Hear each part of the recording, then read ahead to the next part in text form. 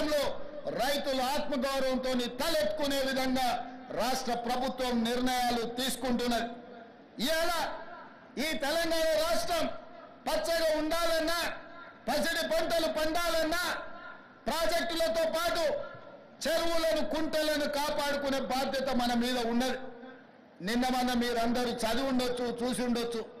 రేవంత్ రెడ్డి గారికి ఏమొచ్చిందయ్యా, హైడ్రా పేరు మీద మీ చెరువుల్లో విలాసవంతమైన విల్లాలు కట్టుకుంటే ఆయన నేల గూలుస్తున్నాడు అని. నేను ఒక్క మాట అడగదలుచుకునే వేదిక మీద నుంచి తెలంగాణ ప్రజల్ని, ముఖ్యంగా హైదరాబాద్ నగర వాసులని, 1908లో ఈ మహానగరం మీద వరదలు ఉప్పెనై కమ్మేస్తే వేలాది మంది ప్రాణాలు కోల్పోతే ఆనాటి నిజాం సర్కార్ మోక్షగుండం విశ్వేశ్వరయ్యను ఆర్కిటెక్ట్ గా నియమించి 100 కోట్ల రూపాయల నాడు ఖర్చు పెట్టి ఉస్మాన్ సాగర్, హిమాయత్ సాగర్ ను నిర్మించిండ్రు. అనంతగిరి కొండల నుంచి వచ్చే వరదల్ని నిలువరించిన నీళ్లను ఈ మహానగరానికి తాగునీటి వసతులుగా ఏర్పాటు చేసింది. ఒకనాడు ఎక్కడి నుంచి హైదరాబాద్ నగరానికి తాగునీళ్లు వచ్చేది కాదు. ఉస్మాన్ సాగర్, హిమాయత్ సాగర్ నుంచే లక్షలాది మంది హైదరాబాద్ బిడ్డలకు తాగడానికి నీళ్లు ఇచ్చారు. హైదరాబాద్ దాహార్తిని తీర్చిన ప్రాజెక్టులు గండిపేట, హిమాయత్ సాగర్. ఇలాంటి ప్రాజెక్టుల చుట్టూతా బాగా సంపాదించుకున్న వాళ్ళు, ఆగర్భ శ్రీమంతులు ఫామ్ హౌజులు కట్టుకున్నారు. వాళ్ళు ఫామ్ హౌజులు కట్టుకుంటే మనకు అభ్యంతరం లేదు, వాళ్ళు సంతోషంగా ఉండడమే మనకు కావాల్సింది. కానీ ఆ ఫామ్ హౌజులలో ఉన్న డ్రైనేజ్ కనెక్షన్ లేదు. వాళ్ళ డ్రైనేజ్ తీసుకొచ్చి గండిపేట నీళ్ళలో కలిపిండ్రు. వాళ్ళు వాడిన డ్రైనేజ్ నీళ్లు గండిపేట నీళ్ళలో కలిస్తే ఆ నీళ్లు తాగడానికి నగరానికి ఇస్తున్నాం. నేను అడుగుతున్న మిత్రులారా, ఇవాళ మీరు చెప్పండి, ఎవరో బలిసినోడు కట్టుకున్న ఫామ్ హౌస్ డ్రైనేజ్ నీళ్లు గండిపేట తాగు నీళ్ళలో కలుస్తుంటే ఆ నీళ్ళని నగర ప్రజలకు తాగడానికి ఇస్తే ముఖ్యమంత్రిగా నేను వైఫల్యం చెందినట్టు కాదా? ఒక్కసారి ఆలోచన చెయ్యండి. భవిష్యత్ తరాలకు అందించాల్సిన బాధ్యత చెరువులు, కుంటలు, నాలాలను ఎవడెవడో ఆక్రమించుకుంటే వాళ్ళ ఆక్రమణలో చెరబడితే ఇవాళ నగరం మీద ఉప్పెనై వరదలు వస్తున్నాయి. ఆ వరదలు ఎక్కడికి వెళ్తున్నాయి? బస్తీలో ఉన్న పేదోళ్ళ ఇళ్లకు పోతున్నాయి.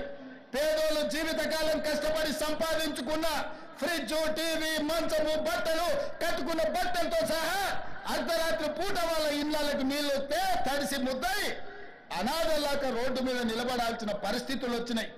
మున్నేరు వాగు పక్కన ఖమ్మంలో అయినా, వరంగల్ జిల్లాలో అయినా, హైదరాబాద్ నగరంలో అయినా, కృష్ణానది ఒడ్డున మునిగే ప్రాంతాలైనా దుర్మార్గులు ఆక్రమించుకున్న చెరువుల వల్లనే ఇవాళ వరదలు వస్తున్నాయి.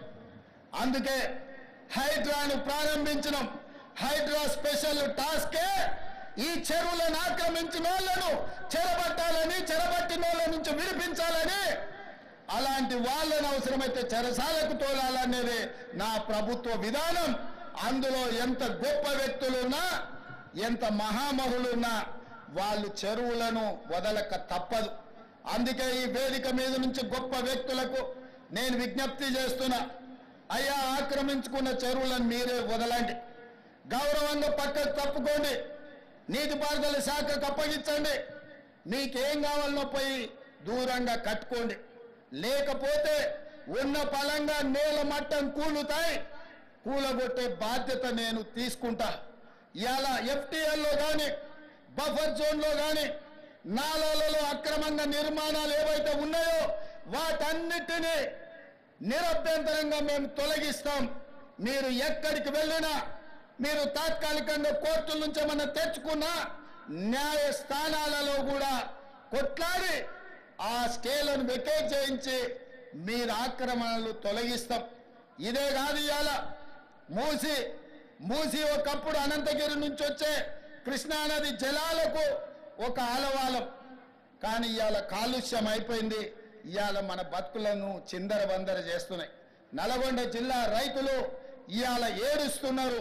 హైదరాబాదు నగరంలో నుంచి వచ్చిన కాలుష్యం నల్గొండ ప్రజలకు చేరుతుంది. అక్కడ పంటలు కూడా విషమయమైపోయినాయి.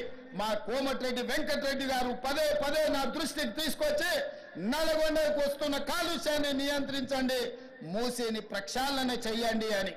అందుకే కేంద్ర ప్రభుత్వ సహకారంతో మూసీ ఆక్రమణలు తొలగించి మూసీని ప్రక్షాళన చేసి ఒక అద్భుతమైన మూసీ రివర్ డెవలప్మెంట్ ఫ్రంట్ ను అభివృద్ధి చేసి పేదవాళ్ళకు అక్కడ వ్యాపారాలు చేసుకోవడానికి అవసరమైన అవకాశాలు కల్పిస్తాం. మరి ఇవాళ మూసీ పరివాహక ప్రాంతంలో పేదలు ఆక్రమించుకొని ఉన్నారు, జిల్లాల నుంచి వచ్చి ఇల్లు కట్టుకొని ఉన్నారు, రూపాయి కూడబెట్టి గుడిసెలేసుకొని బ్రతుకుతున్నారు. వాళ్ళ పట్ల మానవత్వంతో వ్యవహరిస్తుంది ప్రభుత్వం.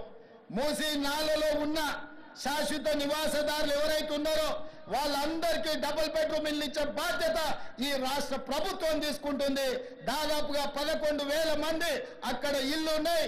ప్రతి వాడికి 11 కాదు, అవసరమైతే 12,000 మంది అయినా ప్రతి వాడికి డబుల్ బెడ్రూమ్ ఇల్లు ఇచ్చి వాళ్ళని ఆత్మగౌరవంతో బ్రతకటట్టు ఈ ప్రభుత్వం పునరావాసం కల్పిస్తుంది. అట్లాంటి కార్యక్రమాలలో ఇవాళ శిక్షణ పొందిన ఈ ఎస్ఐలు ప్రజల సహకారం కోసం మీరు బాధ్యత తీసుకోవాలి. అదే విధంగా ఎక్కడైతే ఆక్రమించుకున్నారో మూసీలు, ఎఫ్టీఎల్, బఫర్ జోన్, నాలాలో ఉన్న వాళ్ళు తొలగించండి. ప్రభుత్వ భూముల్లో లేకపోతే ప్రైవేట్ భూముల్లో అనుమతి లేకుండా కట్టుకున్న వాళ్లకు వాళ్ళని ఏదైనా రెగ్యులరైజ్ చేయడానికి స్కీమ్ ఉంది. కానీ ఎఫ్టీఎల్, బఫర్ జోన్, నాలాల వాటికి రెగ్యులరైజేషన్ స్కీమ్ లేదు.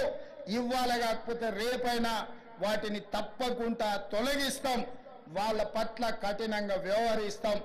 మీ అందరికీ నా విజ్ఞప్తి ఒక్కటే, రేపటి నుండి ప్రజల దగ్గరికి వెళ్తున్నారు.